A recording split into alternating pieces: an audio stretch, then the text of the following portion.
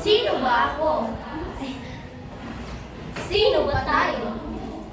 Kabataan na makamo, nakalapad, nakahusay, hindi gumagalaw at bumabangon, walang ginagawa, walang pakialam, walang balak na tumayo at sumunod, walang mata, walang tema, walang tinig na lumalabas sa bibig, walang paninindigan, isang basura sa bansa, tinakot, tinapakan, inaakit, iyan ang basura, at ang kabataan ay busabos, na kayo po, ang kabataan ay lumulubog, nang lumulubog,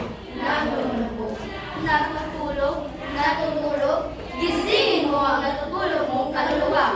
Pwede pang bumangon, pwede pang lumaban, pwede pang magbago.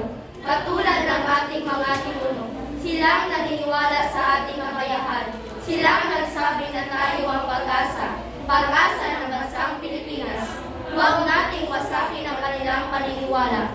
Huwag nating hayaang mapunta lang tayo sa wala. Huwag nating sayangin ang mga buhay na inalay para sa ating bayan.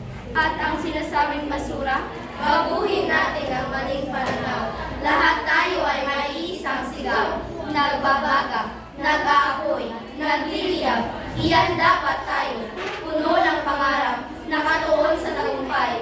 Iyan ang kabataan dito. At sa nayon, ikaw at ako, sabay-sabay tayo, hindi titigil, hindi susuko, hanggang sa nalaman ko kung sino ako, hanggang sa maging nagagamit ako, hanggang sa mayangat ko ang bayan ko. Alam na kung sino ka, alam mo na kung sino tayo, ako, sila at ikaw, sabay nating sigaw, sino tayo, mga batang kabataang Pilipino.